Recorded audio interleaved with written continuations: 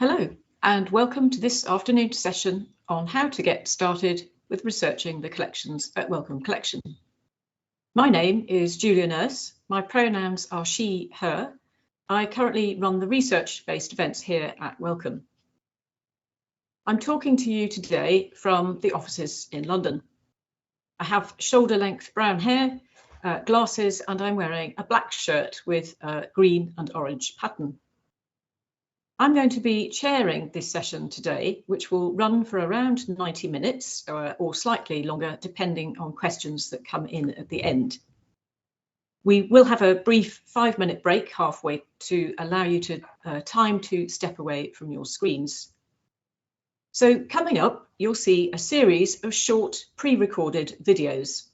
The first of these will be an introduction to the library, where you'll get a sense of what it's like to visit the library, to use the rare materials room and the accessible study space, and even catch a glimpse behind the scenes of collection items being retrieved from storage. This will then be followed by a series of videos of researchers who've used the collections for their research recently. Each will describe what inspired them to use a particular part or item in the collection, what resources they used to help them in their research journey, how their research questions changed as a result of using the collections, and what the outcome of their research was or will be. You will have seen a link to a Slido form in the Eventbrite communication for this event. You can use this to ask questions about research at Wellcome Collection during the event, and a link can be found for this in the chat. So today I'll also be joined by my colleagues Ross Mcfarland and William Schubach, also within the research development team at Wellcome Collection, for a final Q&A session.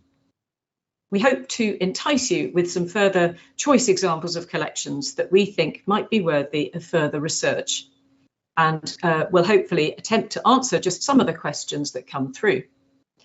Obviously, we won't be able to answer all of them, but we will address those that we don't get around to after the event, and a response will be sent out via Eventbrite in due course. Please note that this event is live on YouTube and can be watched immediately after it finishes if you have to step away from your screens at any time.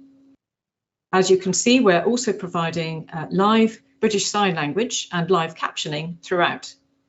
We'd also appreciate it if you could complete a brief questionnaire about the event at the end, and a link will also be sent towards the end for this. So, to our first part of today's offering, a glimpse into how to use the library and its wonderful resources by the library engagement team.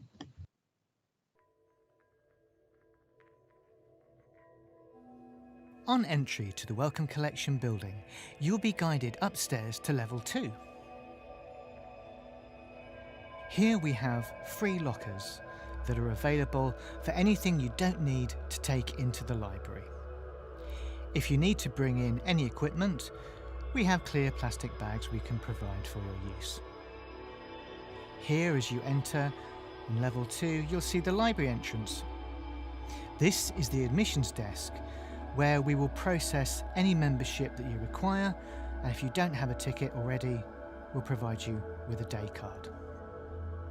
Full membership is free.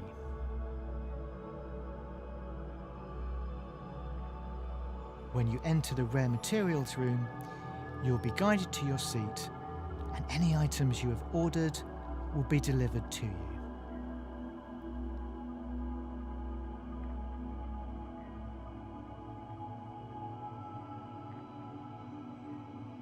If you are unfamiliar with handling old or rare material, our staff are on hand to provide you with all the assistance and advice needed.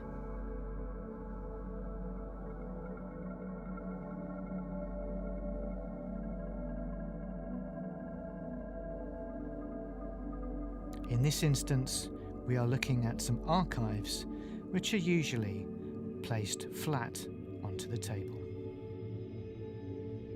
There are some restrictions in the rare materials room.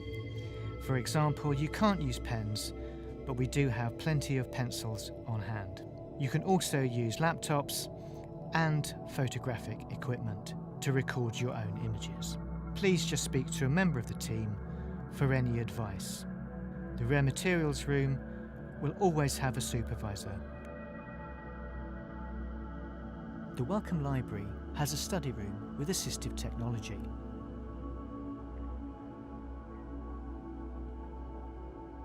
This room includes height-adjustable furniture.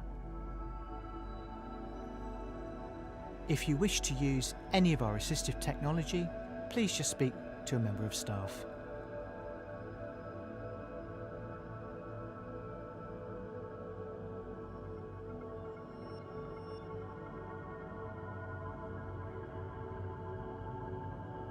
After you've finished with your books, simply leave them on the table or deposit them on a nearby trolley.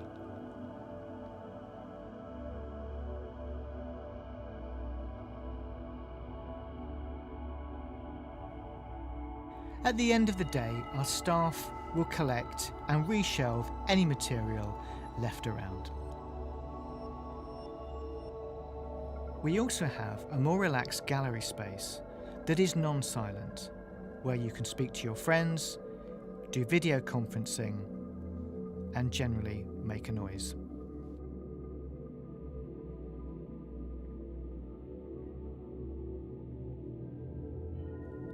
Most material is kept on site, which means we can bring it up to the Rare Materials Room with sufficient notice. This is where our archive boxes are housed. We have many archives from societies and associations, and also individuals. These boxes can contain letters, minutes, reports, memorabilia, and many other variations.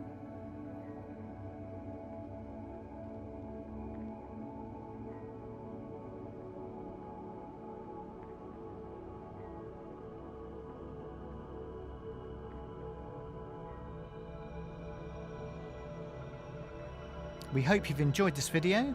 If you have any questions, please contact us by email or phone.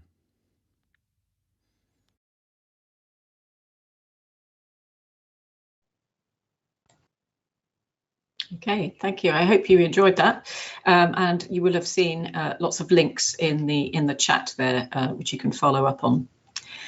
Next up, we have the first of our researchers, Dr. Carly Boxer, who will take us on a journey through the medieval European manuscripts here at Wellcome Collection. Carly is a postdoc fellow in medieval art and architecture at Rice University in Houston, Texas. They are a historian of medieval art, focusing on the connections between medieval image-making practices and period ideas about vision, knowledge, and the capacity of images to structure and guide thought. Please welcome Carly. I'm Carly Boxer. I'm a postdoctoral research fellow in the Department of Art History at Rice University in Houston, Texas. I use she or they pronouns, and I'm white and have short brown hair and round green glasses. And right now I'm seated in my office in front of a rather cluttered bookshelf. I'm an academic researcher and a specialist in medieval art and architecture. And I'm writing a book at present that examines medieval ideas about the human body and how to represent the body in images. I often turn to medical sources to do this work because, unlike other medieval sources, medical texts describe the importance of looking at the body as well as what various bodily structures look like in practical terms. If we read between the lines of these sources, they offer a glimpse into how medieval people thought about what they saw. Most of the objects I analyze in my research are images and diagrams in medical manuscripts that were made during the late medieval period. Ostensibly, these are objects that were made to aid in the practice of medicine, though at times I look at more traditional art objects, things like panel paintings, tomb sculptures, and lavishly illuminated non-medical manuscripts. I'm going to be talking about one manuscript in particular that I encountered early on in my research at Wellcome, and walk through how my work changed as a result of that encounter. I first visited Wellcome in summer 2016. This was the first stop on the first major research trip that I was undertaking for my PhD. Because I'm based in the US, but most of the manuscripts I study are held in British institutions, seeing a manuscript in person usually requires quite a bit of logistical forethought. For this trip, I had secured a travel grant from my university to spend 2 weeks in London consulting a group of manuscripts that I had identified a few months earlier. I had used the online catalogs at Wellcome and at the British Library, as well as published catalogs of illuminated manuscripts in my own university's library, to make a list of about a dozen medieval manuscripts to see in these institutions' reading rooms. I had seen digital images of individual pages of some of these manuscripts, so I knew at least some of them had images that were relevant to my project. But few of these books were fully digitized at that point. I had really seen maybe 1 or 2 out of hundreds of pages in a given book. So I had 2 goals. One was to verify that there even were images in the manuscripts that I had not been able to get photos of. And the second goal was to look at these books in full and to understand how those images fit into a bigger picture. My goal centered around a specific type of image and manuscript. I wanted to find uroscopy diagrams produced in England in the 14th and 15th centuries. Uroscopy, which is the theory and practice of diagnosing a patient based on the appearance of their urine, was widely employed as a medical method from classical times through the early modern period. There are many surviving medieval texts in both Latin and in vernacular languages attesting to the popularity and use of uroscopy as a diagnostic tool. And there's also a particularly robust tradition of diagrams and illuminations related to uroscopy in English manuscripts from the late medieval period. What I was looking for were images that looked something like this. I'm showing you an image from a medical book printed in the 16th century that is in keeping with the style of the most elaborate of these sorts of diagrams. This is a highly structured and schematized color wheel, and it consists of 3 concentric circles. In the outermost circle are textual descriptions of colors and states of health. In the middle circle are small illustrations of glass flasks holding liquids of different colors. And at the center of this particular image is a figural scene of a doctor in red robes holding up a glass flask to evaluate its contents. The doctor is sitting in front of another man who we can presume is his patient. In images like the one I'm showing you here, colors of urine come into spatial alignment with textual descriptions of the health imbalances that they indicate. I was particularly interested in the relationship between text and image in diagrams like this. Now, some scholars have suggested that maybe these were used as matching aids, where a doctor might have an actual sample of urine, look at the color, and then look at the color on the page in order to come to a conclusion about a proper diagnosis. But that sort of use is not well attested in the texts themselves, and there aren't surviving images of doctors doing that sort of work. My intention was to find sources that would support an argument about the organizational capacity of diagrams and the use of color as a sort of design element that made these images work as functional tools, and to compare the realities of what I saw to the previous scholarship that existed on these images. But of course, my expectations didn't match up with the realities of my research. I found 3 manuscripts during this trip to Wellcome, and these manuscripts differed significantly from my expectations, and they fundamentally changed the ways I went about subsequent research for this project. All 3 of these books were made in late medieval England, and they all contained images related to uroscopy that differed significantly from that ideal color wheel I just described. In one case, there was a circular diagram, but it only contained text. It lacked those small images of flasks filled with colors. This was interesting in its own right, but for me as an art historian, it didn't seem like a promising start to the project. The two other manuscripts I saw during this visit did contain drawings or paintings of small color-filled flasks, but they were freestanding. That is to say, they were small drawings in the margins or in neat rows on the page, but they lacked the schematic structure that made that color wheel such an enticing object of study. Rather than discounting these manuscripts entirely, I reoriented my research around a new question. What did it mean that these tools for diagnosis lacked a standard format? And what other ways might the makers and viewers of these images have used images in general to understand the relationships between colors? The manuscripts without those elaborate color wheels suggested to me that rather than working as tools for matching a real color of urine to an illustration of color, and we might think of a modern pH test here as a comparison, that maybe these images showed an interest in investigating color itself. That is to say, I began to think that maybe these were tools for theorizing what color was and how to interpret it in general, rather than single-use practical matching guides. I'm showing you one of the manuscripts I saw in special collections. This is manuscript 8004. This manuscript was made in England in the 15th century, and it contains a variety of content related to medical practice. I'm showing you a photo of this book with its pages spread open so that you can see two facing pages from above. There is handwritten text in Middle English in black and red ink, and in this manuscript, there are small illustrated flasks that mark the beginnings of new paragraphs in the text. Each flask, embedded in the margin next to a short text describing a color of urine, contains two colors. There's the primary color of the urine, and then the color of something called the circle. The circle is a secondary region of color, which is described in many uroscopy texts in this period in order to offer the reader a more specific form of diagnosis. In this case, the circle is depicted as a horizontal line in the uppermost part of the flask.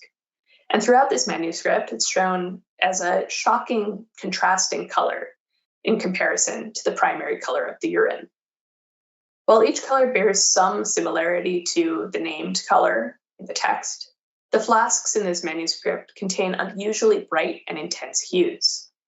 For example, the series begins with a color called carapace, which is described as tan, like a camel's skin, but it's represented with a fiery red pigment. That red color is put in direct contrast to a bright green line that designates the circle. The jarring color combinations in Wellcome Manuscript 8004 completely exaggerate color, and they deliberately pair contrasting colors together. Each color within a flask stands out against its partner. So I began to think that this was deliberate and not, as had been suggested, some sort of mistake or perhaps the result of chemical change in the composition of these pigments over time. The exaggerated colors of the Wellcome 8004 flasks made me realize that even without that color wheel structure, these images could be tools for making comparative judgments about color identification, precisely because they give their viewers such strongly contrasting colors. These were, in a sense, training wheels for making more nuanced judgments about colors later on.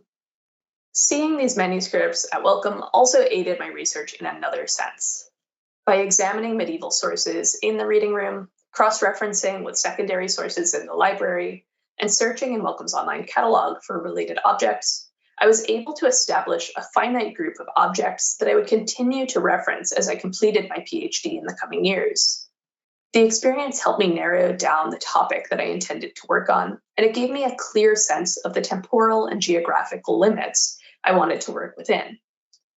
So far, there have been two major projects that developed out of the research that began with this first encounter with Wellcome Manuscript 8004. The first was an article in a peer-reviewed journal that examines the dynamics of color comparison in medieval English uroscopy diagrams. and hopefully that article will be published in the next few months. The second was a chapter of my PhD dissertation, and while the chapter did not focus exclusively on these diagrams, I still see a direct line between the research I conducted during the visit I just described and the finished chapter. I intend to revisit this manuscript once again as I continue research for my current book project, and my hope is that there are still more projects to come inspired by this research, and that soon I'll be able to return to London and conduct that research in person.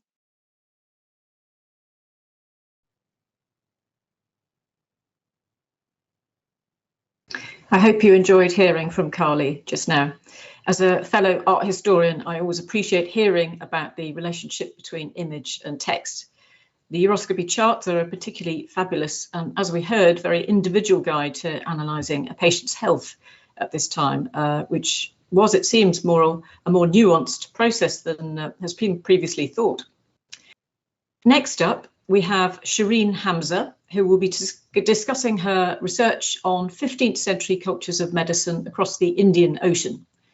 Shireen is a PhD candidate in the Department of the History of Science at Harvard, where she is completing a dissertation on Islam and medicine in the medieval Indian Ocean world. Please welcome Shireen.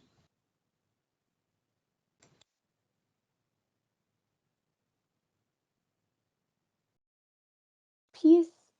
Greetings. My name is Shireen Hamza. I am a brown woman with big glasses and a brown eyebrow piercing.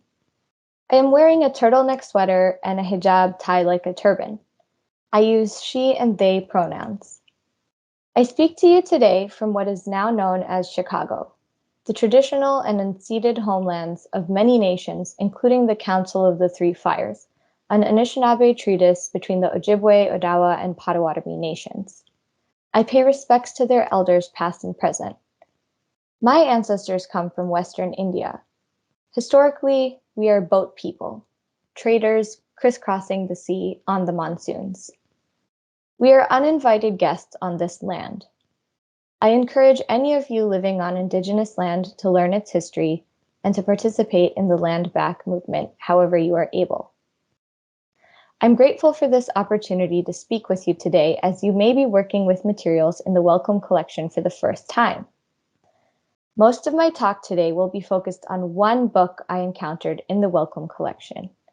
This book is a manuscript, meaning it was handwritten rather than printed.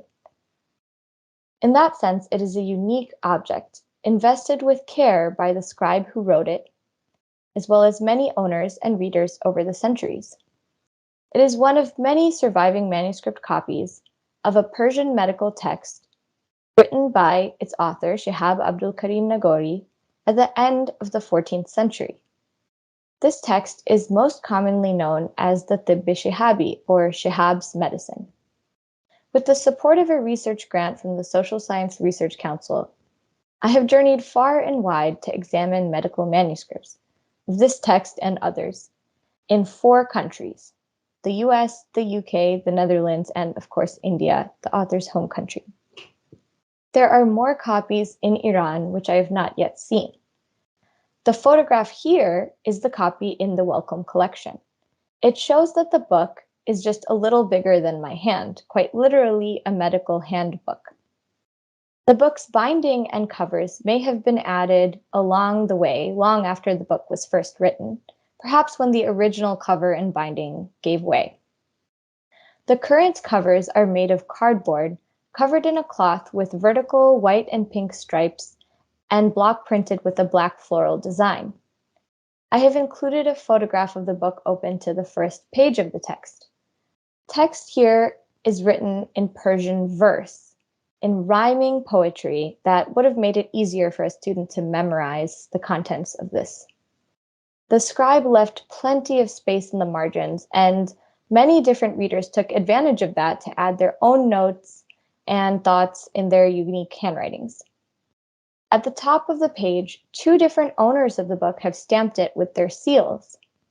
One of these stamps shows a date from the end of the 18th century. So this book was likely in use at the time and probably copied out well before the 1780s. The text was copied onto European paper, so that means this manuscript is probably 300 or 400 years old. After opening the first page of the manuscript, the next place I usually go is the end, where I look for a colophon, a note that gives information about when the text was produced. Unfortunately, because these are written at the end of the manuscript, they're often in bad condition or have been lost completely through the wear and tear of a book's life.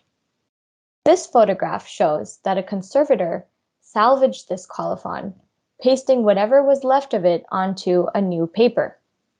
And a closer look at the text of this colophon shows that the part of the date where the scribe had written the year that he copied this manuscript has been rubbed out completely.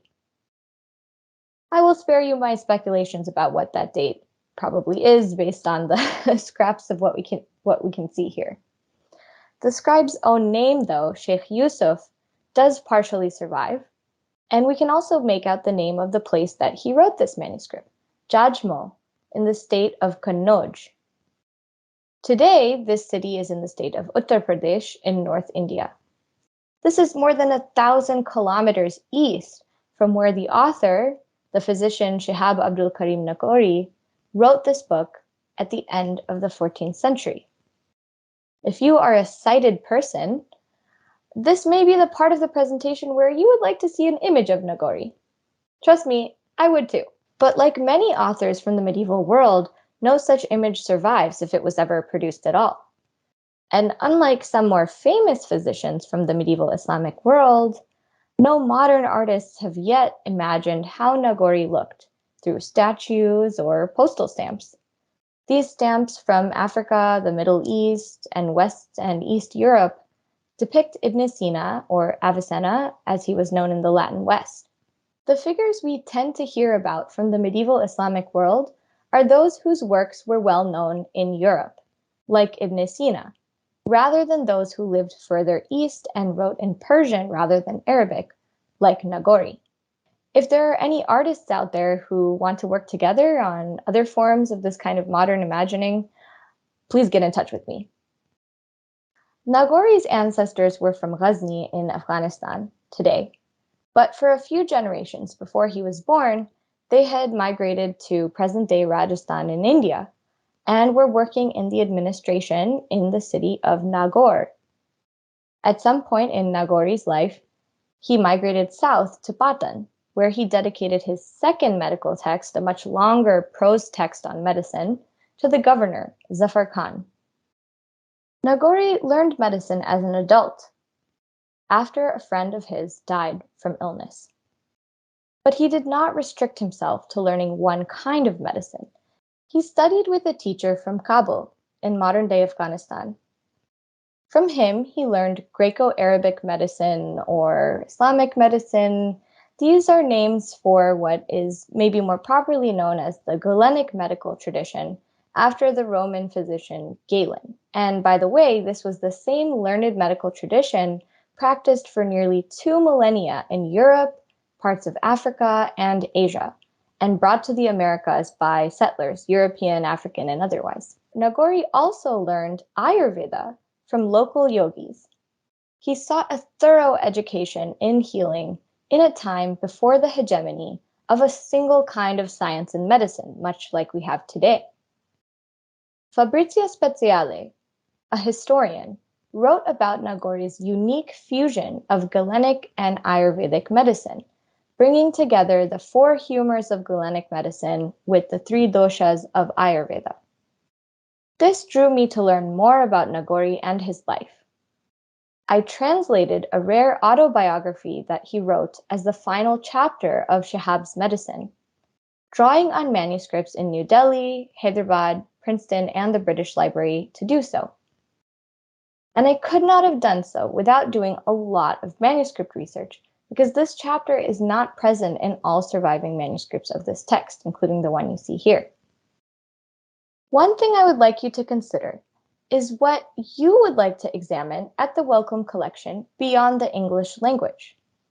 Maybe you've learned a language for a few years in school, or you learned to speak it at home. Even if you're not an expert in that language, see if the welcome has an object featuring the language. What differences do you notice between the conventions of this language historically versus how it's used today? What would you need to learn to be able to read its historical form?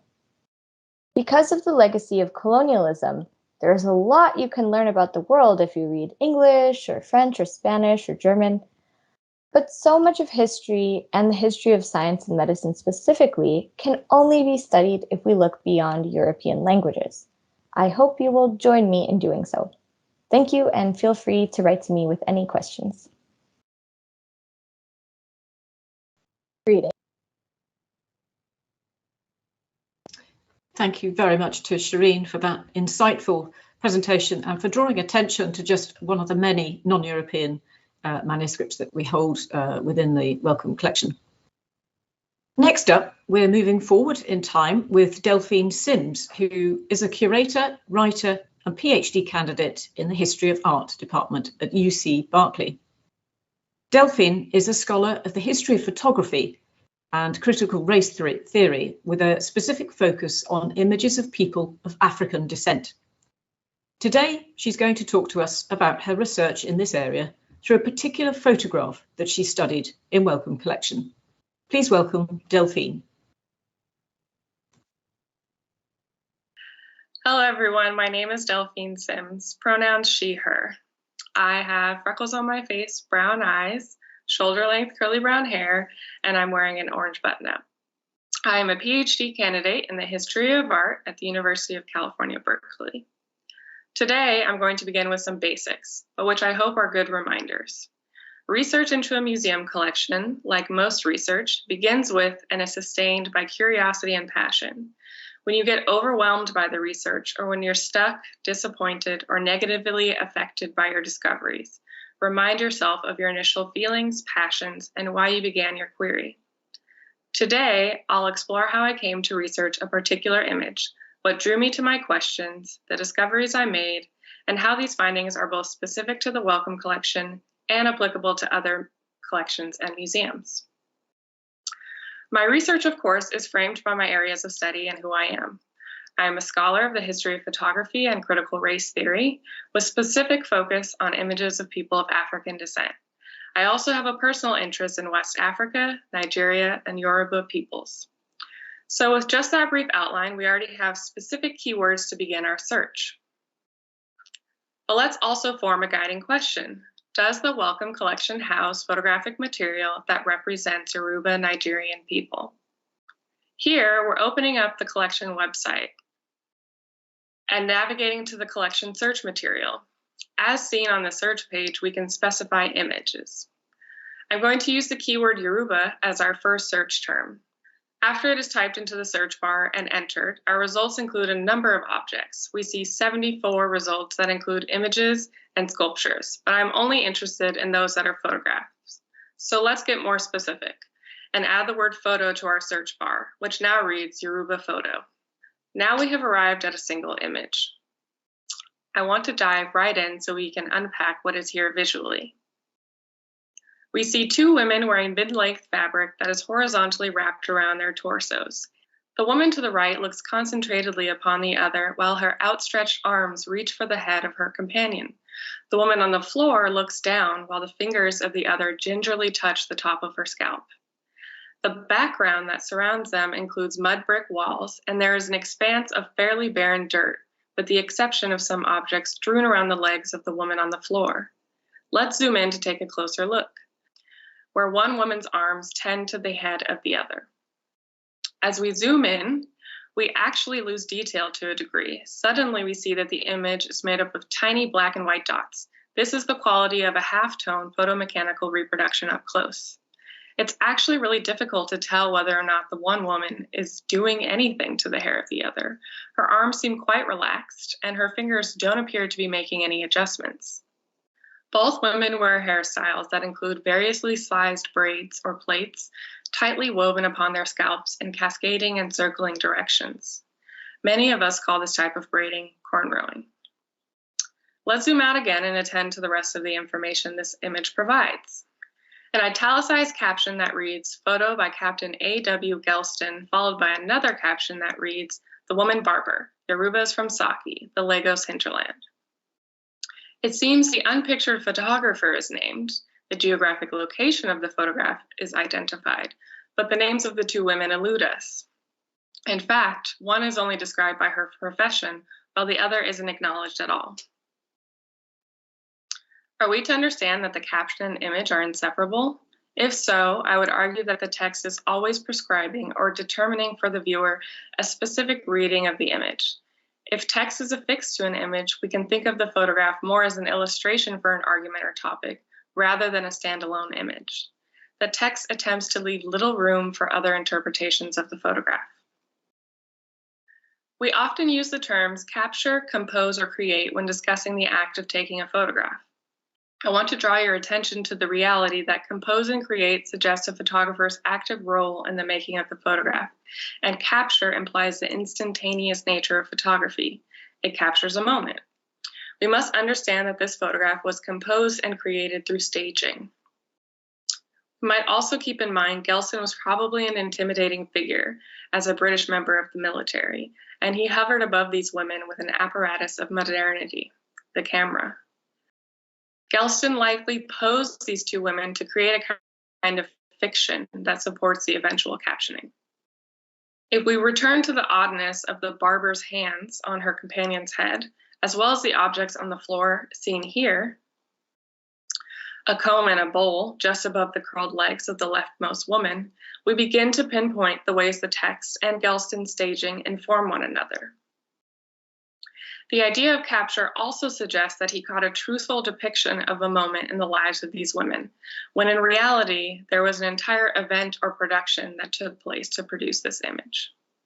Altogether, the image obscures the individuality of these women's lives, or even simply what actual hairdressing might have looked like. I'll note from my own experience that I've never seen a hairdresser sit face to face with someone while cornrowing their hair. Let's return to look at the entire picture. This image is typical of a certain period of photographs often associated with anthropology, which are meant to depict the other, or peoples who are not Western, and in this context, more specifically, not British white male subjects.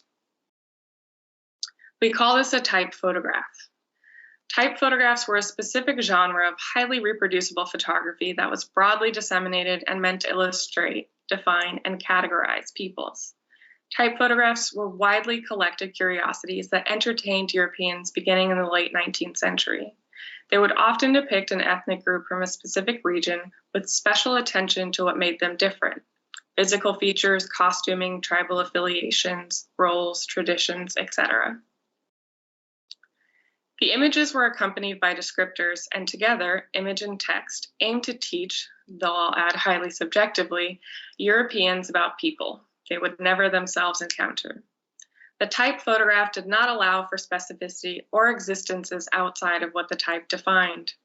This eventually led to what we know today as the stereotype, but I won't get into those photographic origins just now. Based on this outline, I think we can conclude that this image is a type photograph. Let's back up a little bit now and see if we can find out more information about this image through the Wellcome Collection. When we click Catalog Details, we see that the Wellcome Collection description is similar, though slightly different to the image caption. We learn that there is an unverified date estimated at 1905. There's a Wellcome Collection internal reference number, which we could keep track of if we were to see this object in person. We learn that there is a publication associated with the photograph, and the creator, Gelston, was included in a record from February 1902. Through research beyond the bounds of the Wellcome Collection, we uncover much more. We can actually find the Gelston 1902 newspaper record, shown on the left, describing Gelston's title change from second lieutenant to lieutenant. But I've also found another small mention of Gelston. On the right is a paragraph of text from a journal that describes amateur photographic awards and awardees in Belfast. Gelston has won the silver medal for a landscape photograph. It seems he wasn't just a military figure who happened to photograph during placements, but that he was an amateur photographer who composed art photographs. The Wellcome Collection Catalog Detail publication note, leads us to the Hutchinson and Company's 1905 publication, The Living Races of Mankind. There were 2 volumes for this book. I show you the cover of the second volume that is dark green with the book title in gold lettering at the top. Under this is a scene of a minimal sunrise surrounded by a frame of vines. The second volume actually included Gelson's image of the 2 women and another Gelson image, the latter of which we won't get to today. The 700-plus page tome is a 20th century exploration of photographic types from around the globe. Here we see Gelson's photograph surrounded by text, and near another image of an African woman getting her hair done. We might think that there is a wealth of information included here, but in actuality, the book doesn't even address the image. It, as I have been saying, is purely an illustration, but here so to an alarming degree. The lives of these 2 women do not matter to this publication, but instead are props in support of explicit and implicit arguments meant to hierarchize race, placing Europeans, specifically the British, at the apex of beauty and civility, and those that are dark-skinned to the opposite end, savage and unappealing. The publication's investments become glaringly apparent if we do a simple comparison of 2 photographs within its pages. On the right, the British beauty, captioned as such, is pale and heavily airbrushed. The woman is seen in profile with carefully coiffed hair, and she wears a loose dress that frames her shoulders. I've placed our image of the 2 Yoruba women next to her to emphasize the stark contrast in these images. Pulling out more specifics of these compositions and how they stage notions of femininity, civility, and chastity is for another presentation, however. I will end with a push to have you all continue researching the type photographs that are held in the Wellcome Collection. What kinds of keywords and questions would bring you to such images like those that I show you here? 2 more photographs of African subjects, which also include typed captioning. How might extensive research begin to unpack the problem of these photographs? How could additional catalog details for these images both historicize and undermine the anthropological racism and harm that originally contextualized these photographs? Finally, if the catalog details continue to evolve, we visitors to the website might both learn and also begin to imagine the spectrum of individual and cherished lives worthy of care and respect that were once pictured. Thank you all so much for joining me.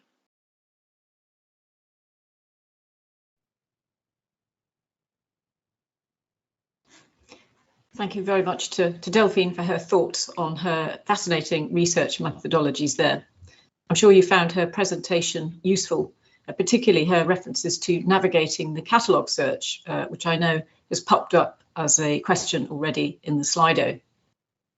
So for any other detailed questions about searching the collections, you can pop an email across to collections@wellcomecollection.org, where we have a team of staff waiting to help you. You can also come in and join the library, of course, where we have plenty of in-house advice on hand. And so for information on how to join and access the library, please email library@wellcomecollection.org, and you'll find those links in the chat here. Next up, we have an artist, Sophie Woolley, who is a writer and performer from London. She works across theatre, radio and television, and currently runs Augmented Productions, which she toured in 2020. As if that wasn't enough, she's also been a scriptwriter for both EastEnders and Casualty. Her work at Wellcome started in 2020 when she joined a number of artists from the group Unlimited on a 3-week research stint here in the collections. And I think you'll find a link to the project in the YouTube chat. Her research asked the historical deaf and disabled people in the archives what they did for work. The following presentation is her research journey.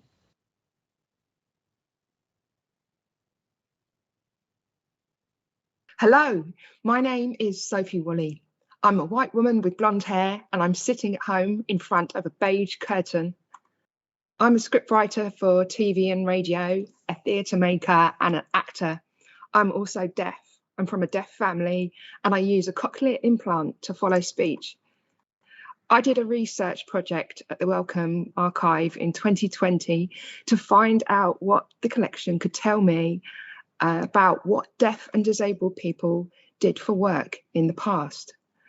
Often deaf and disabled people are only seen as a cipher for deafness or their disability.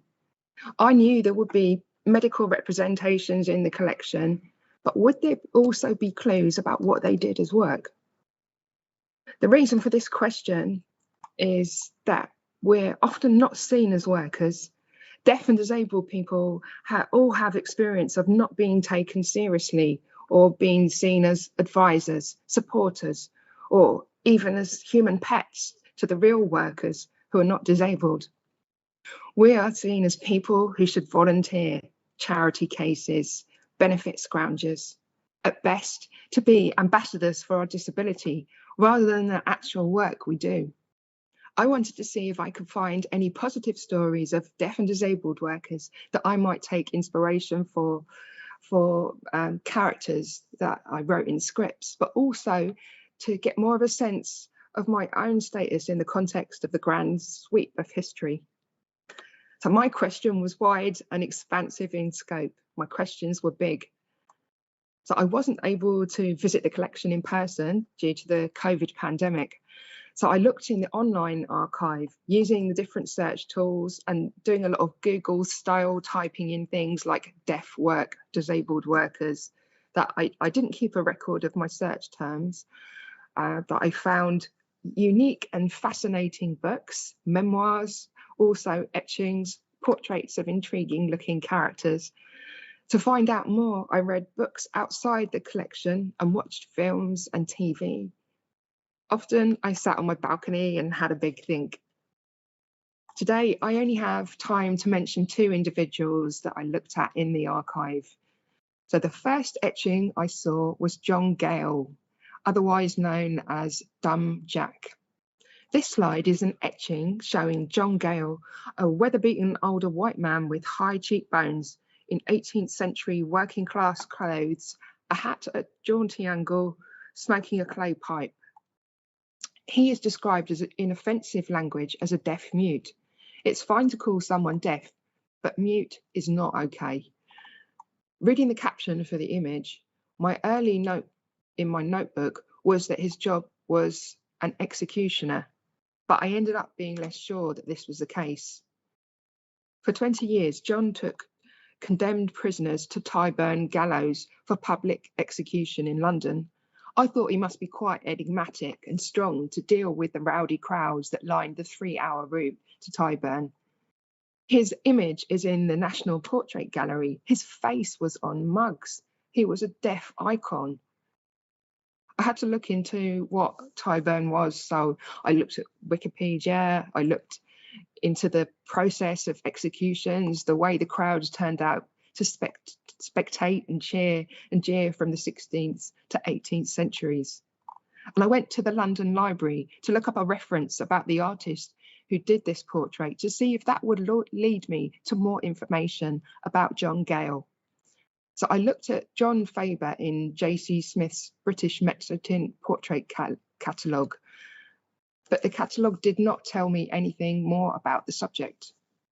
So I imagined a lot about this man, and I was wrong. I eventually contacted the British Deaf Society, gave me an article they'd written about him in the journal. John was described at the time as an odd job man, much scorned and jeered. John Gale had been described as the man who loved to ride to public hangings, that he took it upon himself to take prisoners and then their corpses from Newgate Jail to Tyburn. It said he ignored all the scorn and taunts that people called out at him. At the time, he was also described as an idiotic deaf mute that lived at Clare Market, which is near the site of today's LSE. He did odd jobs for local tradesmen. He attracted attention due to his hat, his pipe, how he was sometimes drunk. Because of his fame for his execution work, he was engraved by several artists. 2 are in the National Portrait Gallery.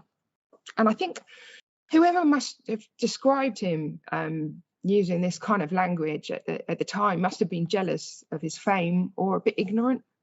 And I think if there was a way to film him back then, if he used sign language, he would have told some good stories as well as the bad ones. I still have the question about what it means when he is said to have taken it upon himself to do this work. Was he unpaid, or was he just paid a paltry sum? Did he stumble upon this work one day and find it brought him celebrity? Was it nice to be part of this great spectacle? Did he do it for some free pints of ale on the way? I often found that I became haunted by the gaps and the unknowns about the deaf and disabled people in the collection. If we don't record our work ourselves, if we don't archive ourselves, if we are known figures or being written about, we will be recorded in ways that don't necessarily reflect the reality of our daily lives. We might even be remembered as ciphers for deafness. I looked at books which were written by well-known figures, and they often seemed patronising or told me more about the self-aggrandisement of the missionary-type authors. But sometimes, as with memoirs by people like John Metcalfe, the story about the disabled person's work was told by themselves, and the difference is striking. This is an image of an 88-year-old white man, John Metcalfe, and he has a walking stick and a black hat. And he's known as Blind Jack of Knaresborough in this plate. Born in 1777, he started as a musician and a tourist guide, and he wrote an entertaining memoir. He had a portfolio career, including recruiting militia to fight the Jacobite rebellion and making his fortune in innovative road building, because he didn't like the rough journeys on the roads that used to be around then. And I wonder if so-called Dumb Jack could have written a book, perhaps it would have been as rich, as with anecdotes and triumph, as John Metcalfe's memoir. I also read around the collection to give me information about the context that disabled people were working and how this intersected with class, gender, and race. My work as an artist in the archive is unfinished. I felt that I could write some horror stories based on the way that I felt alternately haunted and boosted by the collection, by the way that I feared that the same fates that had happened to the people in the Wellcome Archive collection, being paraded as a token deaf lady, becoming institutionalized, infantilized, might be happening to me or impacting on the way people interacted with me now, albeit in a modern way. When we stop and look back, we can see the horror, and then we can no longer unsee the backstory to the horror in the present day. I also realised that I'd often been fobbed off when trying to publish my plays, and that I had to push harder. Yes, it's harder for me to succeed in this industry, but that doesn't mean I should give up trying to secure a published legacy, so that women in future will read my stories and plays. What happened with my research? I wrote a pitch for a collection of writing called Scamping the Job. Like so many deaf and disabled people in the collection, I was going to invent my next job as a writer-performer. But then suddenly I got a job. I got several jobs. I got commissioned to write 2 episodes of EastEnders, to act in a film, and then to make my own short film. So my research is waiting in a drawer in this green notebook, waiting for me to work it into my next script and story.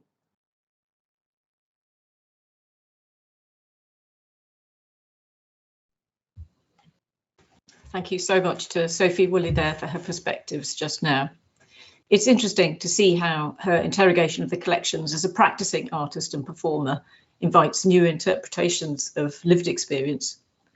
You might also be interested in listening into last summer's event that we ran involving other artists from Unlimited, who also reflected on their encounters with the collections in relation to their lived experience of disability. This event was called Nothing About Us Without Us, and a link is in the chat for this recorded event, which is still available on the YouTube site. If you have any specific questions for any of the researchers that you've listened to today, please contact us via those email addresses that we popped into the chat. If you have any other burning questions about research methodologies or collection-related queries that have come to mind during this event, please also pop them into the Slido. We're going to pause briefly now for a 5-minute break, just to allow you to step away from your screens for a moment. And then after the break, we'll turn to the questions that have been coming in. So see you at 4 o'clock exactly.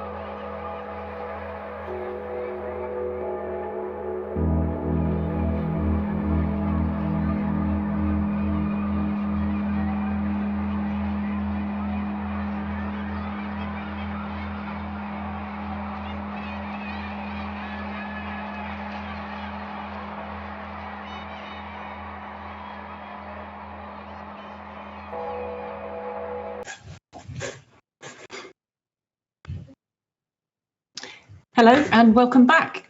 I'm now going to invite two of my colleagues within the research development team here at Wellcome Collection to join me for this last part of this event today. Each of us will talk briefly about a particular part of the collection that we think has potential research value in response to one of the questions that we've received on the Slido. We'll then address other questions that have come through. And as I said earlier, we probably won't get around to answering all of them today, but rest assured, we'll attempt to respond to them in due course. And I'll be sending this out via the Eventbrite email that you registered with. So some queries may have to get forwarded to our collection inquiry line if necessary, but we'll do our best to answer as many as we can. So firstly, please welcome William Schuckbach. William's specialism lies in visual culture and the related collections here at Wellcome. That's to say the paintings, prints, drawings and photographs that we hold. So firstly to you, William, what part of the collection do you think has potential research value? Hello, everybody. In some ways, it doesn't particularly matter which items you look at in the collection. It can be stimulating to look at an item selected at random, and many big research projects have in fact started as a result of a chance encounter. But if you look at whatever you find if we look at whatever we find through the lens of the historian, we will almost always discover something about them that will not be apparent at first glance. And we've seen some examples of that from Carney, Shireen, Delphine and Sophie. By the lens of the historian, I mean that we ask what is the context in which a given book or print or painting or film was originally produced by its creator or consumed by its audience. And if the item is of some antiquity, then the context will be something that does not exist in the everyday world that we encounter when we step out onto the street today. So if we use this method, we would not be looking in the past for some previous equivalent of things we have now, such as what's trending on Twitter or the COVID pandemic. We'd be looking for something that is invisible now, but was prominent then. And there are lots of good examples of this, but let me give one example from Wellcome Collection. There are many prints of the Great Sphinx and the pyramids in Egypt, and of the Parthenon in Greece, and of the Crimean Peninsula, whichever country you consider that to be in today. I've just named the countries in which these entities exist today. But in the periods in which many of these books and prints were produced, these places were in the Ottoman Empire. So they may be grouped together at the time with other things that today we do not usually regard as being part of the same geographical or political ensemble. When booking a package holiday today, most of us wouldn't search online to find out what was available in the Ottoman Empire any more than we would search for somewhere nice to go in the Byzantine Empire. But both have existed at the times when documents in the Wellcome Library collection were created. In the Wellcome Collection, we can look at this through the eyes of many artists and authors, of whom I'm going to give 3 examples, and their names will be in the chat. They are Luigi Meyer, Thomas Ellum, and Alicia Blackwood. Luigi Meyer accompanied the British ambassador on his journeys to and around Constantinople from 1776 to 1793. And the watercolours that he made during his travels, he actually published as Views in the Ottoman Empire. Although we at Wellcome may have catalogued them using modern country names following the anachronistic conventions required by today's professional standards. The Victorian architect Thomas Ellum also travelled in the Ottoman Empire, and being his own master, was able to select for his engravings some places which may be of little interest today, but to him illustrated the picturesqueness of that empire. Lady Alicia Blackwood, inspired by her evangelical faith, travelled to the Crimean War in 1854 and carried out philanthropic work there for destitute people, especially women and children. But after the war, travelled round the Crimean Peninsula, making record drawings of what she saw, much of it horrendous. Placing these three people and their works in their historical context will bring to light features of their work which will not be apparent to those who have no mental escape from the world of today.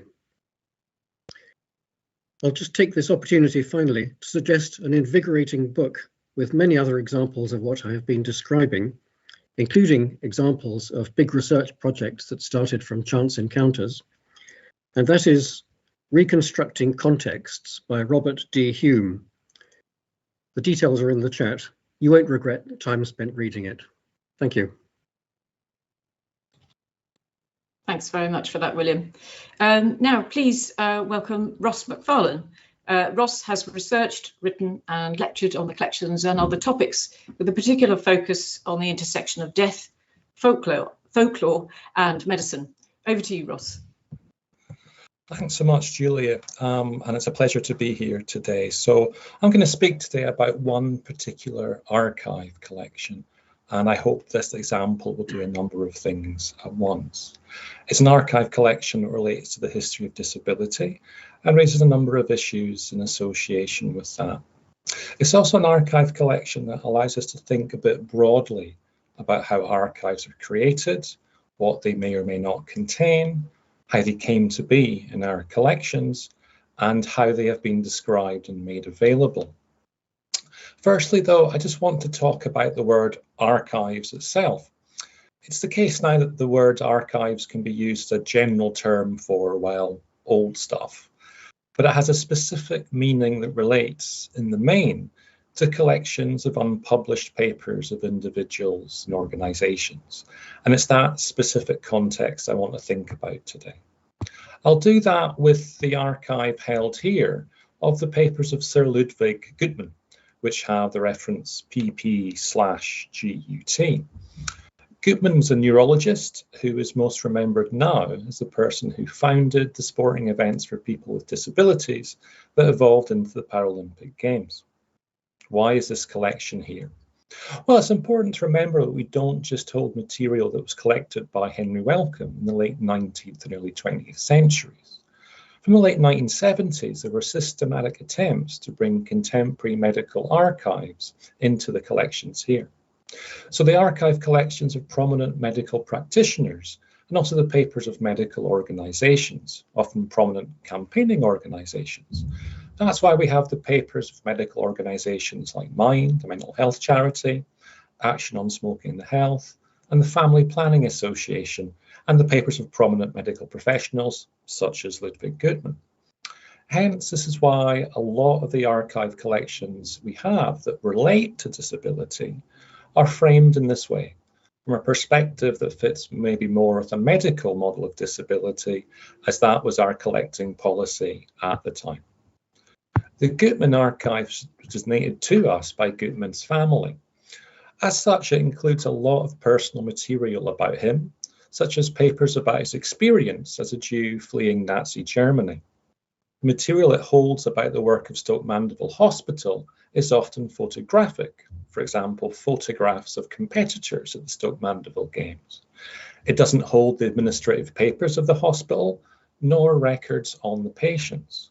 Material of that nature is actually held in the Centre for Buckinghamshire Studies, which is a handy reminder that archive material on a topic or a particular individual or a particular institution can be split between different libraries and archive repositories. And the information I've just given here is from the description of the Goodman Archive collection on the Wellcome Collection website. The question should be asked, what sense do Goodman's papers give of what it was like to be a patient at Stoke Mandeville Hospital, where Goodman was based, or to participate in the Stoke Mandeville Games, which the Paralympics grew out of. To which I would honestly say, answers to those questions can be difficult to arrive at, but can be attempted. For instance, to think of how Sophie spoke about her research earlier, informed by her experiences. Also, using techniques many historians, including historians of disability, have done to read against the grain of a source can offer illuminating results. Now, how to do the latter might be something I can speak to if we have time in the Q&A section. For the moment, I hope this has served as an introduction to archive collections we hold at Wellcome, the kinds of context that can be important when you work with them, and the possible uses they can be put to. Thanks. Thank you so much for that, Ross. And finally, I'm just going to say a few thoughts on a part of the collection that I think deserves more attention, the broadsheet. These are essentially single sheet prints used to largely inform, advertise and instruct. You'll find a few links to catalogue results for these in the chat. So a great starting point for these would be to read Andrew Pettigrew's recent book on them, Broadsheets, Single Sheet Publishing in the First Age of Print, which was published in 2017, and you can find it in the library. So these broadsheets were produced from the 15th century onwards up into the 19th century, but they rarely survive due to their ephemeral nature. This also makes them very rare. They're often hard to find in collections, largely because they're misrepresented, hidden, or simply not listed.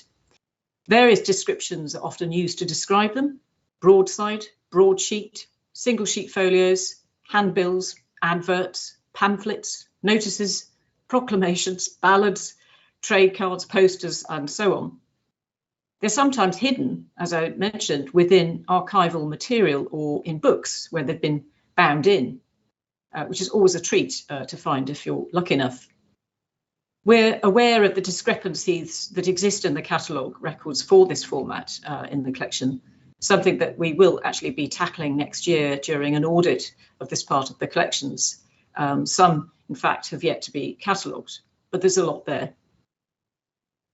What is important is that they are incredibly rich in what they reveal about the transmission, particularly of early modern knowledge, about rumour, about trade, public opinion, and so on. And they were used by a variety of audiences, and not all literate. Broadsheets often included imagery for this reason, to make them more accessible to a wide audience, who could then view them pasted onto street walls where people tended to congregate.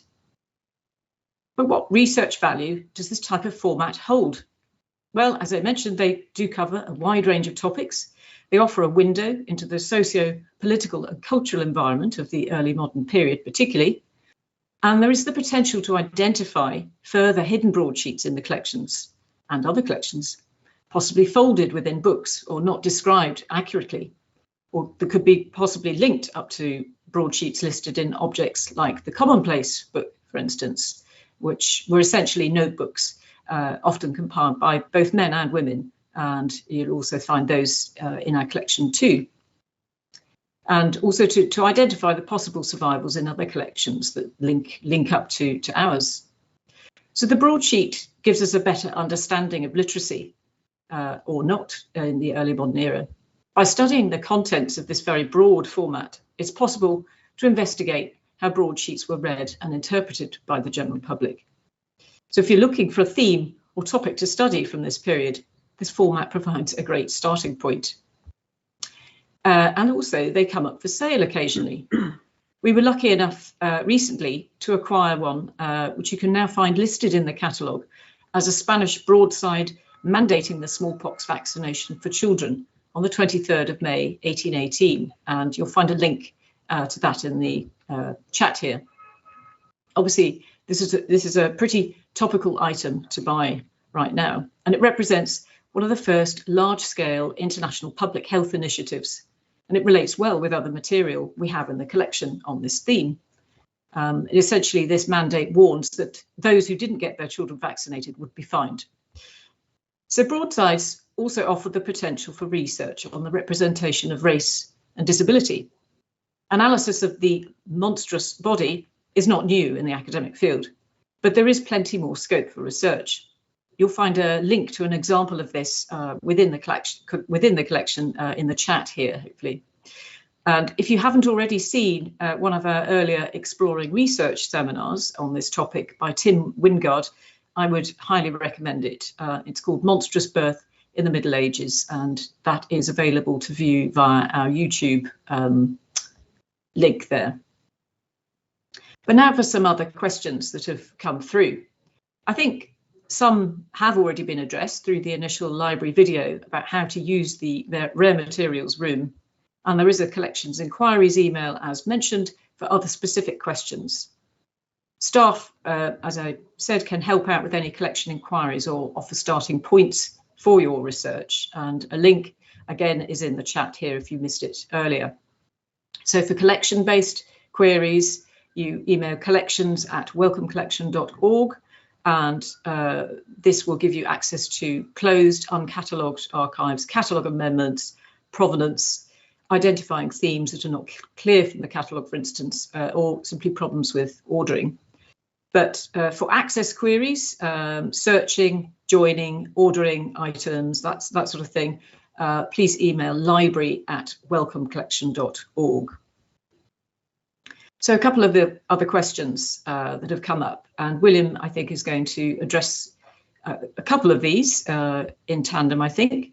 The first one being, how do I understand when an object or book was collected by Wellcome Collection? And I think William is also going to provide some guidance on making the best use of the catalogue to find materials for those who are struggling to browse the catalogue search. So take it away, William.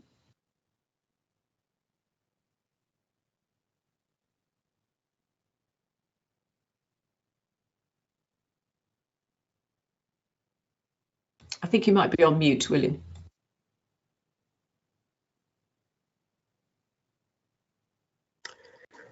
The question was, how do we find out where something comes from? Well, yes, where it comes from, in other words, its provenance. Yes, you're right to recognize the importance of that. And when I say you're right to recognize it, I mean that lots of people, myself included, agree with you, and an increasing number of people. For example, I once heard a distinguished scholar who had published an article on the changing ownership of Confucius's skull. I heard him say, "I'm not interested in what a thing actually is. All I care about is what the people who owned it thought it was." I think he was only half joking. Nobody could prove that this skull was actually the skull of Confucius, but the fact that people believed it was changed their thinking and their behavior, so it was important. To give an example from Wellcome Collection, there's a painting of little human figures on a bright red ground, standing in little boxes and praying. And the auctioneer who sold it to Wellcome in 1932 had catalogued it as Mexican, which is not a bad guess because there are some quite similar figures in a lot of Aztec paintings. And there should be links to pictures of them in the chat. However, researchers who investigated this painting and similar ones in the 1990s found that it probably comes from the city of Puri in northeastern India, which is 15,000 kilometers away from Mexico, and that's almost as far as far away from Mexico as you can be while still being on Earth. So obviously, different provenance means different iconography, different prayers, different gods, different pigments, different dates, different everything. Ideally, we should be able to look up anything in the Wellcome Collection online catalogue and find a list of all the people who owned an item before it was acquired by Wellcome, and then see what they thought it was. but in practice, you cannot do that at the moment. That's partly because we don't have all the information. It's sometimes because we do have the information, but it was given to us under conditions of confidentiality. And I mean by that legitimate conditions, not money laundering or anything like that. And partly because even when we do have the information, we are developing a new catalogue interface, and that catalogue has not yet advanced to the state in which one can do much provenance research, although it should do so in the future. That's the bad news, but here's the good news. You can actually find what might be something even more interesting by looking at the digitized acquisitions records of the Wellcome Collection from the 1890s to the 1990s, 100 years worth of registers. And not just registers, but also auction catalogues, dealers' catalogues, registers of things acquired and how much they cost and what they were thought to be when they were acquired and who acquired them and why and who the vendor or the donor was. And also a lot of catalogue cards and letters from dealers, letters to dealers, and so on. The originals of all these documents are available in the Wellcome Collection library, in that reading room that we saw in the first video. So if you can get to London to see them, they're available to you there. An enormous amount of them, not 100%, but a high percentage, has been digitized and is available online. And there'll be a link in the chat so that you can have a look at some of these historical records. You lose some, but you win some substantial things as well. Thank you. Great, thank you so much for that, William. Here's one for Ross, I think. What are some tips for working with large archives, please? Okay, large archives. Well, it's just a reminder that we're meaning archives again, so that specific context, not just a general term for old material. So archives as unpublished material, letters, draft essays, postcards, minutes of meetings, and so on. The main advice I give on working with archives is to look at the excellent overview we give on the Wellcome Collection website. It's a section called Archives at Wellcome Collection, and it really covers what you need to get the best out of the catalogue. That will also give you a sense that some, but by no means all, of the archive collections we have are digitized and available through our website. So if you can't come to London, can't come visit the library, you'll be able to see that material for free through the website. I really stress getting to grips with the hierarchical nature of online archive catalogues. And what I mean by that is often there will be an all-encompassing description of the archive given at the top level. And that means that sort of the archive files descend from that overview at the top. It can mean that you may not be given much information about what is in each individual file. It might say including material on or containing 25 letters, but you probably won't get a detailed description of each individual piece of paper in that file. So you may need to order some files without knowing for certain what exactly is in each file. So you'll get a summary of a file, not a letter by letter listing of what is inside it. Also, one other deal that's worth stressing if you're working with archives is access. So usually the material that we have will be open, meaning accessible to anyone. However, due to the personal and sensitive nature of a lot of the archive material we hold, material might be closed, so no one can see it until a specific date, or it may be restricted access, which means it can be made available, but only on certain conditions. For example, no photography and anonymizing the people who are mentioned in those files. But that detail of it being open, of it being restricted, of it being closed, that is on each individual file on the catalogue describing it. So yeah, but the short answer, look at the guide to using archives on the website. It's a really, really good overview. And that's the best I can do, is a short little overview of how to get the best out of archive collections. That's fantastic. Thank you, Ross. Very, very, very useful, I'm sure. Actually, we're going to turn to you again for this next question.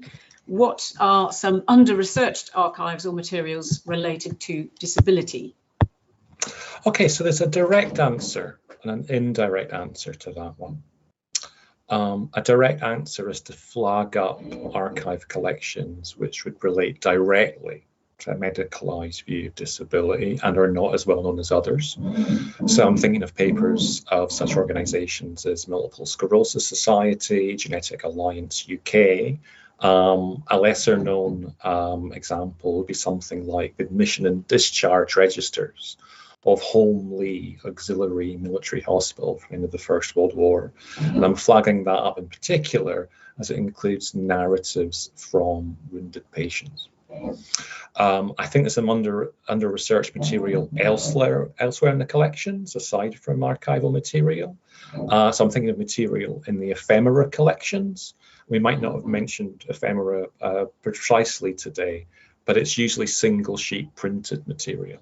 I know there's a lot of contemporary leaflets and promotional material in there on the topic disability.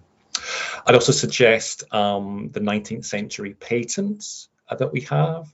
We have lots of patents for artificial aids, what allowances are being made in them, who are the people designing those aids, and can those histories be teased out. So that's an under-researched part of the collections wholesale, really. For material that's now digitized and freely available online, I'd suggest medical officer of health reports. So those are 19th to 20th century local reports on public health in the UK. And they could be a really interesting way into issues around disability and social care, particularly in post-war Britain. As for contemporary materials, our ever-increasing collection of zines and graphic novels, which really centre lived experience. They're growing in awareness and use, but they are really worth knowing about and exploring. Amazing, amazing collections, the zines and the graphic novels. And I suppose my indirect answer to it is all the other collections that aren't precisely about disability. Can ideas of disability and ableism be read into them? So what absences do our collections hold? Are there truthful comparisons being made with materials that concern stigma, social exclusion? You know, there might be lots of artworks on those themes. So just in that way of thinking slightly differently about the collections that we have and going beyond what might be directly about disability. For some inspiration on that, I suggest looking at some material from our secondary sources, so the printed books that we have. So essays in the Oxford Handbook of Disability History and an article and responses to it called On the Borderland of Medical and Disability History, which was published in the Journal of the Bulletin of the History of Medicine in 2013. And if I was to pick one collection, one archive collection that would benefit from that approach, I would actually benefit from research wholesale on it. It's an amazing collection. I would go with the papers of the Population Investigation Committee, which has the reference SA/PIC. So that's a 20th century social research group with its origins in the Eugenics Society, but which carried out important research into demography and wider social policy, such as birth cohort studies. So the papers of that organisation, Population Investigation Committee, they're digitized and available free online from the website, and they really deserve more research to be carried out onto them. So that's it's a broad panoply of possibilities I've hopefully given to that one, Julia. Fantastic. That's a wonderfully rich list of starting points for people there. And don't worry, we will be sending out a transcript of this entire session if you didn't get any of those reference or just some of them. So another question that has come up, which I will address because it speaks more to my area.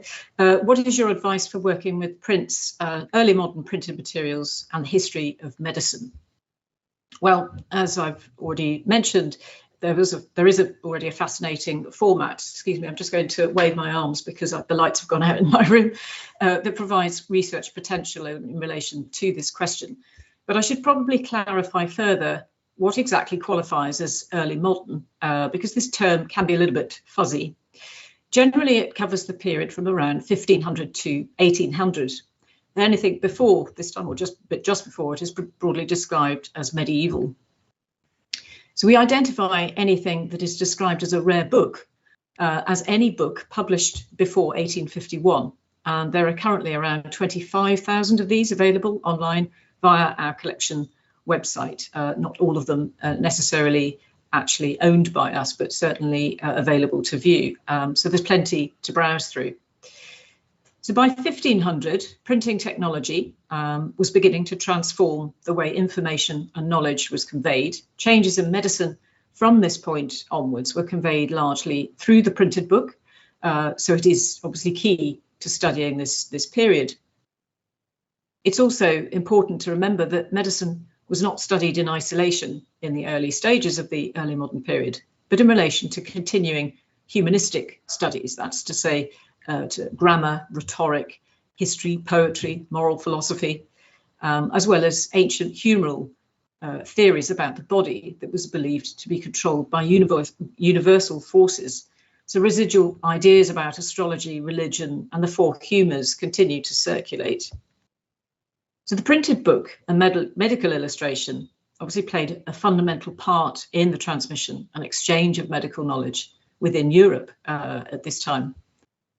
But even if we don't hold the physical copies of some books, as I've just mentioned, the library provides access to other online platforms.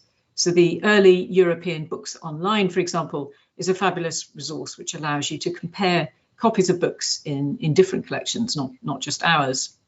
Unfortunately, you do have to be in the UK or a member of the Wellcome Library or another library to be able to access this. So it's a good excuse to join our library. Often the catalogue entries will direct you to this site, but they can also be searched independently of the catalogue. And I think a link has been put into the chat for this, which is known as Proquest. Many publications, of course, were in Latin, the main language in intellectual circles at the time. So you really need to be quite a good linguist, have linguistic skills if you want to study printed material from the 16th century at least. Inevitably, men dominated the book publishing market, but often finding less well-known authors can prove far more interesting. With the growing medicalisation of midwifery during this period, taking a look at female midwives during this period through the books that they published can be fascinating. And I'm just going to give you a couple of examples that I've investigated personally.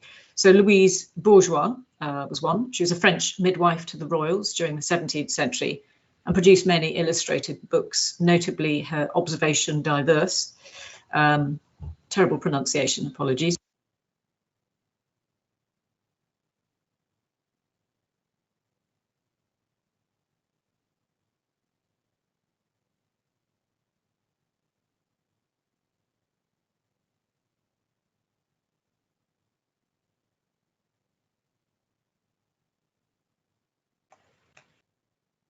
Language, not Latin, probably as other midwives. This was quite a feat when men were beginning to dominate the field. And then there's Elizabeth Blackwell, who was one of the few women to produce a lavishly illustrated herbal, largely to pay for her husband's debts. And this was featured in another of our Exploring Research seminars in recent times by Janet Tyson, and you'll find a link in the chat here to that. And there are many more examples to find in their collections. This is just a few. The growing literate middle class with the means and leisure to read helped bolster the book trade and texts in vernacular languages and by a variety of authors. So studying the numerous different types of publication from this period can offer a much wider picture. Journals, periodicals, magazines all started to appear, many of which helped disseminate new ideas. And we provide access to many of these online via the catalogue search bar on the website. The emergence of private and public libraries or reading rooms opened the act of reading to much wider audiences. So often books will include a subscription list at the front, which is often the only way to pay for a book's publication, particularly if they were lavishly illustrated at great expense. And this also tells us who had a vested interest in their production. Although books were printed in multiples, this doesn't mean that they're not unique. Researching a book's provenance has become more possible since we digitized the acquisition indexes recently, as William mentioned earlier. And I think a link to an example of these acquisition indexes has been put into the chat. But sometimes they incorporate really interesting annotations. A member of staff recently came across a book called The English Physician's Guide, or a Holy Guide, by John Hayden from 1662. And this included annotations by the owner, Thomas Cook, in the 1740s, a good century later. These notations reveal his struggle with alcoholism throughout the book and provide a fascinating insight into his method of trying to deal with it spiritually rather than physically. Unfortunately, at the moment, these annotations aren't described in the item record at the moment, but they will be in due course.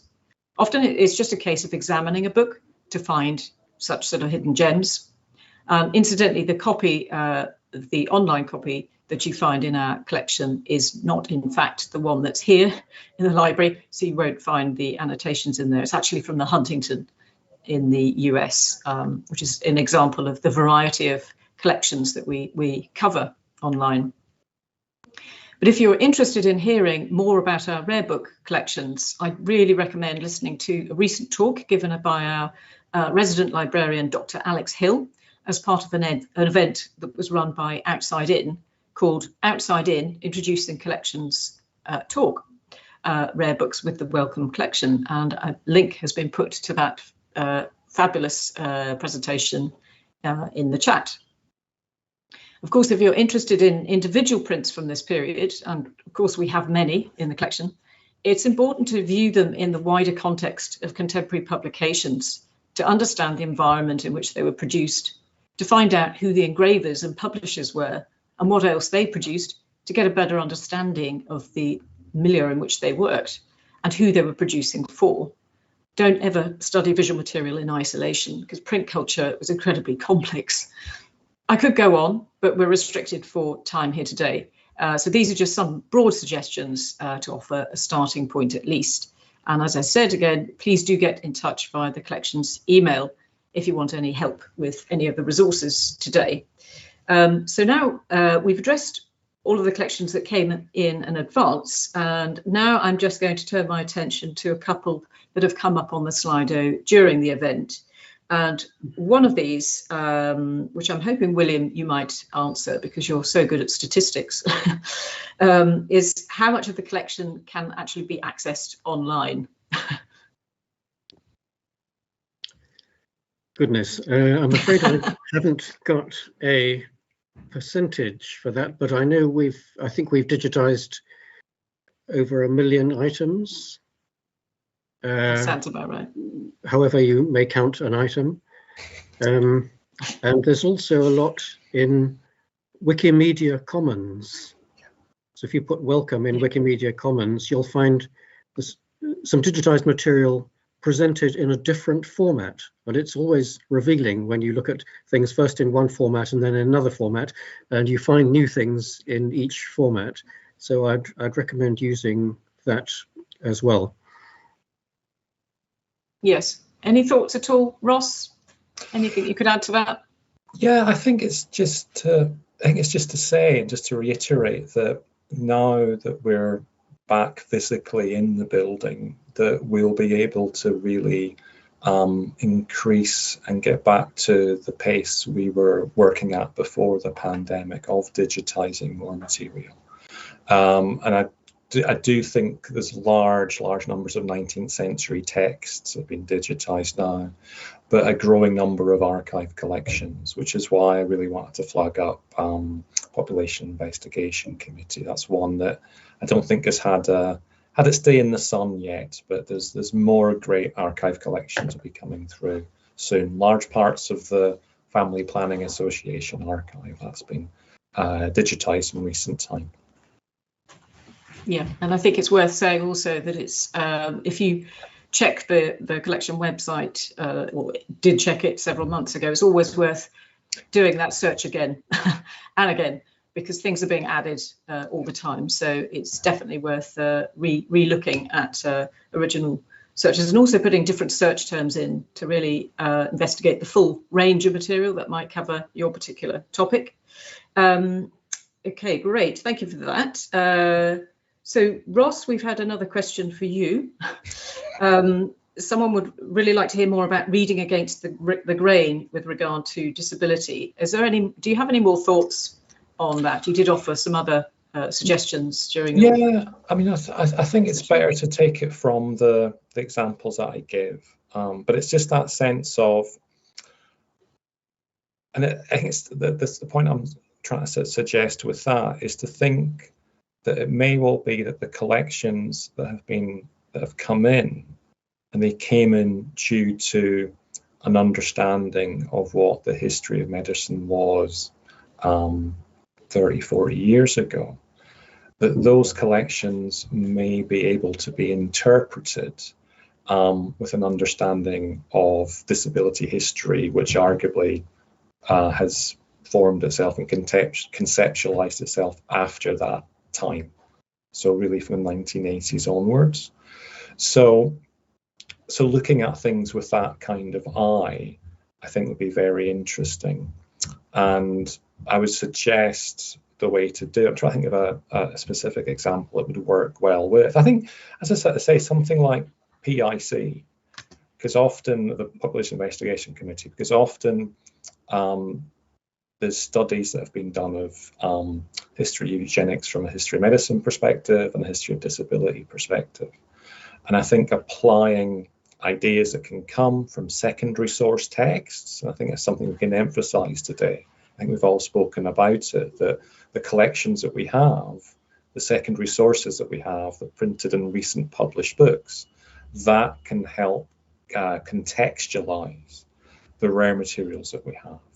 So using books that we have on the histories of disability, they can give you the ideas and they can give you the context and apply them to look at materials that might not be directly found from typing the word disability into the catalogue. But I can emphasize the secondary sources that I mentioned earlier on and make through their sent out in the post-event email. Excellent. Thank you so much, Ross. And we've got possibly one final question here. Unfortunately, this also relates to archives again. So, Ross, I might have to get you to answer this one as well. Are there papers related to mental illness of civilians in the First World War in the collection? Wow, that's a very good question. Classic example of when you ask somebody who works in a library, they might not know the specific answer, but they might know where to look. So we have a good number of the case books and the archive materials we hold with relation to mental health. Often if they're of institutions, they are of private asylums. So often they are of asylums that are more for middle and upper class people in British society. I have a feeling that the case books that we will have for some certain asylums will run into the First World War period. So, for example, the one that immediately springs to mind is, it would have been called an asylum at the time, Ticehurst, which is a very well-funded and aiming for patients from the higher upper classes and aristocracy. We will have, I'm pretty sure, we have case books from that going into the 20th century and up until the First World War. But the actual details of who is in there, I don't know offhand, and I don't know, and that, you know, the actual breakdown of patients described, that won't be described in the catalogue, but definitely what the catalogue will give you is a date range of that. So there's certainly a number of other asylums that come to mind, but we also have as well, and again, it's not getting down to that granular level, could be tricky. There's lots of published resources that we have for yearly reports on asylums, but just in that sense as well as talked about earlier on, of us being able to have material that comes from other institutions, we do have digitized and available through our website for a project we did a few years ago, digitized casebooks from asylums in Yorkshire, at the retreats in Yorkshire, and I think Crichton Brown Asylum in Scotland, and also Garrett Naval in Scotland as well. So those records will be on the website. Whether the date range matches, I don't know off the top of my head, but it would also just be worth checking. It gets us back to a point I made earlier on about closure periods. And I think the 100 years, if there was material there, I think we've gone past that now, so they should be open. But it's one of those questions where my fingers are itching to get onto the laptop and look something up. But I think you may be in luck. But definitely it's one to have a dig about on the catalogue, and if any clarity is needed, definitely staff can help with that one. Brilliant answer. Thanks so much, Ross. Well, I don't think we've had any more questions come in, so I think that's all we have time for today. So I hope we've given you a flavour of what and how to research at Wellcome Collection. Remember, you can watch this event again after the event on YouTube. Oh, hang on a minute. There is another question that's just come through. I won't close up just yet. Oh, yes. Are there holdings on the history of dementia and Alzheimer's disease? Either of you answer that one. We will definitely have material. I can certainly think there's going to be secondary source material. One thing we haven't talked about today that would fit with this is where the huge range of medical professional journals comes into play as well. So it'll be very interesting to see how thinking upon those ideas has developed in medical circles from the 19th and 20th centuries, from journals like the BMJ and the Lancet. And there definitely will be some 19th century medical books on the topic too. But I feel I should hand the microphone over to William just for some thoughts as well. One has to be aware of the wide-ranging vocabulary used to describe mental states in the past. So terms like senility and melancholy and depression may all have been used to describe what later histopathological research would call Alzheimer's disease. So it is worth searching and trying to interpret the language of case notes and of portrait descriptions and biographical descriptions in the Oxford Dictionary of National Biography and in biographical monographs, and to use the vocabulary that existed at the time, and one will then be able to build up a picture of the mental state of people in the past without necessarily using the term Alzheimer's disease. Actually, what Alzheimer's disease really is a very moot point. Alzheimer himself didn't invent the term. It was his boss who tried to invent as many disease names as possible in order to boost the income of his department. But that's another story.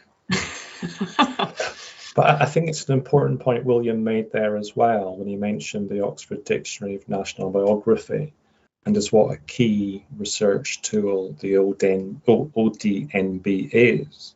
And the ODNB is one of the many electronic resources you get access to if you have a library card. So you'll get free electronic access to a range of subscription resources that we subscribe to for our users.